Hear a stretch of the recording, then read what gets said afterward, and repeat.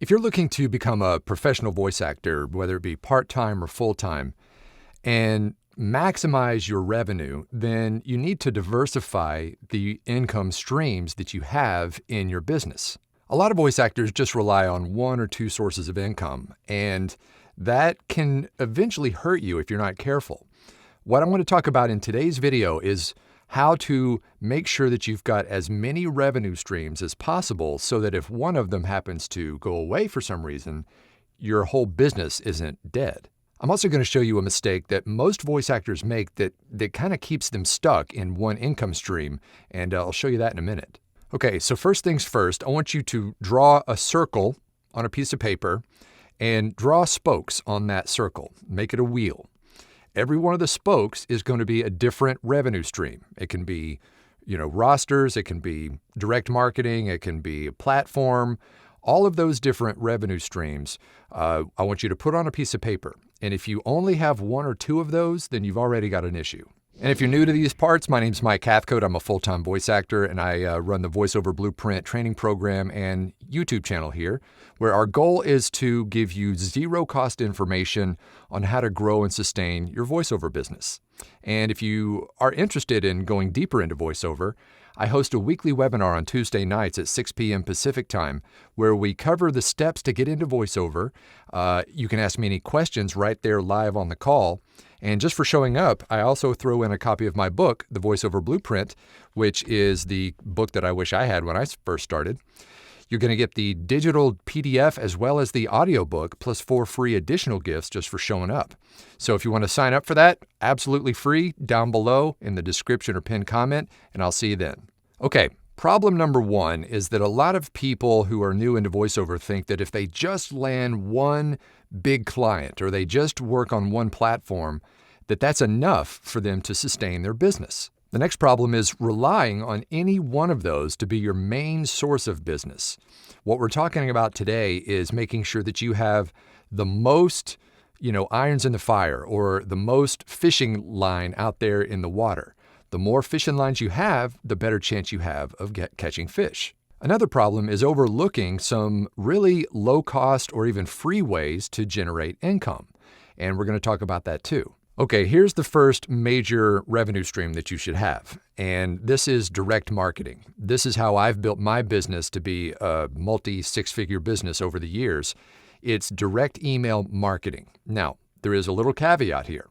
You cannot do email marketing until you have at least one or more professional demos and a good website to showcase it. So assuming you do have that demo and website issue solved, when you're doing direct marketing, you should set a goal each day, especially if you're full-time, to reach out to at least 20 people a day via email. So this should be your foundation. This is kind of the base where you want to start. Everything else that I'm going to talk about next should be on top of this. If you can reach out to 20 a day, great. If you can do more, even better. But as I've mentioned in previous videos, this is a numbers game, and the more volume you can put out there, the better chance you have of getting the work. Okay, the next spoke in your revenue wheel, social media marketing. This is a great partner to your email marketing. So sites like LinkedIn or Facebook or Instagram, these are all ways to partner your email marketing efforts and kind of tag team or give it the 1-2 punch when you're doing your outreach. Another mistake that a lot of people make in social media marketing is thinking that it's all about you. And so people get stuck because they run out of stuff to post.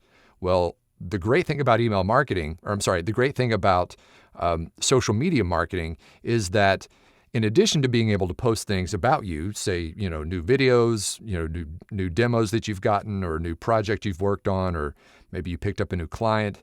In addition to posting those, it's also about making connections and commenting and liking other people's posts and, building relationships. Okay, the next spoke in your wheel is going to be the platforms. And I'm talking about either pay-to-play platforms like voices.com or Voice123, or even the freelance platforms, Fiverr, Upwork, and those. Those can also be a decent revenue wheel or revenue spoke in your revenue wheel. Next up would be agents. The old days are gone where you had to have an agent, but they are still nice to have. They're not a need to have, but it's nice to have an agent or 2 or 6 or however many you want to get, because they are going to provide you with more opportunities for auditions.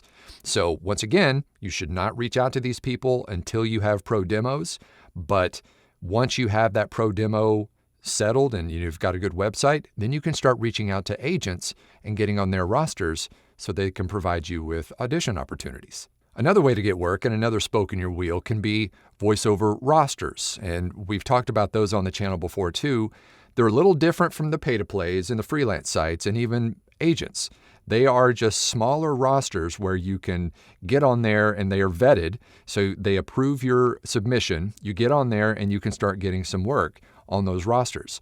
It's not major work, but it's still yet another revenue spoke in your wheel. Next up is face-to-face marketing. Yes, I said it, face-to-face marketing. And this is where things like business cards are still valid. A lot of people kind of, shun the idea of getting business cards these days, but I've got some and I keep them with me all the time in my car, in my wallet, and I make sure that if I happen to run across anyone out there who could possibly use my services, that I'm prepared for that. So face-to-face marketing, and use your network, your friends' network, not just online, but your personal network. Put it out there that you're doing voiceovers. You never know when someone might need you. So I hope this video has helped you kind of demystify some of the ways that you can bring in revenue into your business without relying on one specific platform or one specific revenue spoke. Because what can happen, and I've seen this happen to some people who rely on one thing too much, they put all their eggs in that basket, and then something about that basket changes. Maybe it's an algorithm change, or the company goes completely out of business, or whatever it may be, and that thing goes away, then your business is done. But if you diversify your income streams and one of those spokes happens to go away, then you're not screwed. And we're going to go much deeper into the marketing question on that webinar this Tuesday night. So if you haven't signed up yet for free, do so down below in the description and pinned comment, and I'll see you then. Diversifying your income stream is a lot simpler than you might think. Just think outside the box, add some of these platforms and some of these, revenue streams to your overall revenue wheel, and you'll be amazed at how much your business will grow as a result. Well, that's my story, and I'm sticking to it. If you like this kind of content about voiceover, hit that like and subscribe and notification bell. I would appreciate it. And then, of course, if you have any questions, feel free to drop a comment. I read and reply to every single comment, so looking forward to seeing those. And if full-time voice acting is your end goal and you're not quite there yet, I did an entire video on why that might be the case, why you may not be getting to full-time. So if you want to check that out, then click right there.